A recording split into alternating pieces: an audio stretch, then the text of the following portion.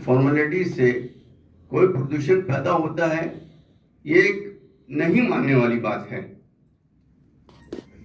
Sound pollution जो आपकी vehicles पैदा कर रही है, जो आपके ऑटो पैदा कर रहे हैं, जो कारपोरेशन का कचरा उठाने वाली गाड़ी सुबेरे सुबेरे दरवाजे पे पहुंचकर गाना गाती है, उससे बीमार लोग जो सोते रहते हैं उनकी नींद खुल जाती है, जो बच्चे सोते हैं उनकी नींद खुल जाती है।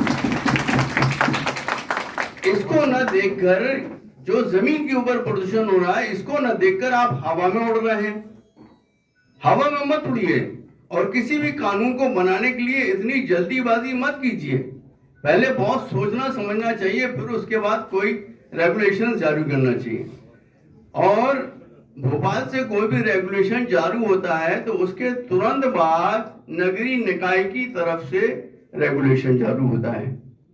इस बार नगरीय निकाय की तरफ से कोई भी रेगुलेशन जारी नहीं हुआ कलेक्टर साहब की तरफ से, जो कि बहुत जल्दी आ जाना चाहिए था कि क्या करना है और क्या नहीं करना है। कलेक्टर साहब का कोई नोटिस निकले, उसके बाद पुलिस एक्शन में आ जाती है।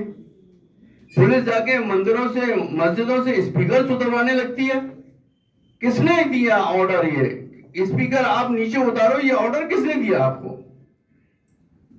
आप लॉ से हटकर काम कर रहे हैं, अपनी मनमानी कर रहे हैं। ये मनमानी हमें बर्दाश्त नहीं, और नहीं हम स्पीकर उतारने तैयार। स्पीकर नहीं उतरेंगे, न मस्जिदों से उतरे और न ही मंदिरों वालों से मैं गुजारिश करूंगा कि वो भी अपने स्पीकर उतारे नहीं। लगे हुए हैं, परंपरागत तौर पर लगे हुए हैं, उनको लगे रहने दें। रह गया जो नया कानून आया है डिसेबल डिसाइड करने का, डिसेबल कौन डिसाइड करेगा ये हमें बता दिया जाए। कितना डिसेबल लगना है, हर मशीन में डिसेबल इंडिकेट करने का कोई प्रावधान नहीं। किसी के पास सस्ती मशीनें लगी हुई हैं, किसी के पास महंगी मशीनें लगी हुई हैं। जिनके पास 1 लाख 2 लाख रुपए की मशीनें लगी हुई हैं, उनके पास आपको वो डिसेबल देखने मिल जाएगा कि मशीन डिसेबल शो कर रही है। बट जिनके पास सस्ती मशीनें लगी हुई हैं, वो डिसेबल शो नहीं करती। अब रह गया सवाल इस बात का कि परमिशन ली जाए और परमिशन लेकर फिर से हम लगवाएं, तो भाई ये तो एक तो जबरदस्ती की तानाशाही वाली बात है। जो चीज परंपरागत तौर पर बरसों से लगी हुई है, उसको आप नए तरीके से निकलवा के बोल रहे हो कि परमिशन लो, परमिशन लेने के बाद आप लगाओ। तो ये तो इबादत गाहों का मामला है। हमारे घर की शादी थोड़ी हो रही है जो हम आपसे परमिशन लें। हमारे घर में किसी का बर्थडे का आयोजन थोड़ी हो रहा है जो हम आपसे परमिशन लें। और डीजे बज रहा है, कोई लिमिट नहीं है डीजे बजने की।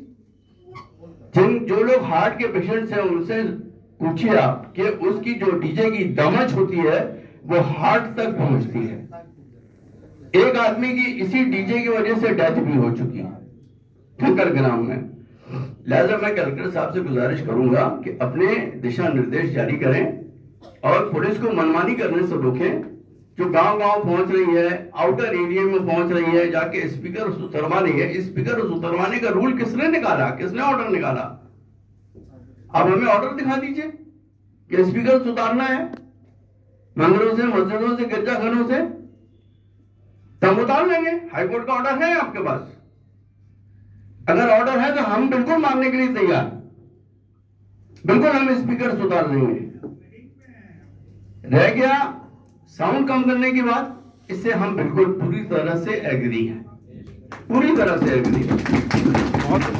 हम साउंड अपना कम कर लेंगे। बेशक हम इस बात को मानते हैं कि कुछ मस्जिद वाले बिल्कुल मनमानी तौर पर अजान देने नहीं खड़े होते, बल्कि गाना गाने खड़े हो जाते हैं। बहुत सही, बहुत सही। जो अजान आपकी 2 मिनट में हो सकती है, वो उस अजान को आप 5 मिनट 7 मिनट तक लागू करते हो।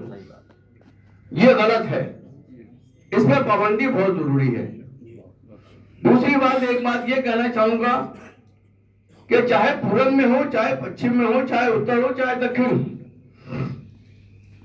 नमाज का समय सब जगह एक टाइम पर शुरू होता है। पूरब का अलग, पश्चिम का अलग, दक्षिण का अलग, उत्तर का अलग, ऐसा नहीं है।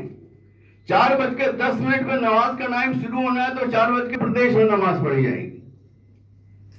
अब ये अजाने कहीं 4:10 पे हो रही है, कहीं 4:15 पे हो रही है, कहीं 4:20 पे हो रही है।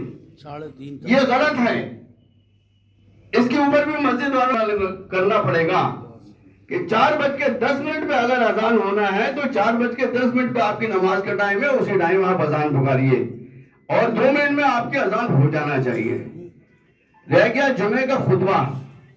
जुमे का खुतबा भी माइक पर होता है, ठीक है। जुमे का खुतबा माइक पर होता है, उसमें बहुत से बहुत 10 मिनट लगते हैं। और फजर की नमाज को छोड़कर बाकी चारों नमाजों का जो समय है वो मार्केट समय में आता है। ये इस टाइम किसी के सोने का समय नहीं होता, सोने का समय सिर्फ सुबह का होता है।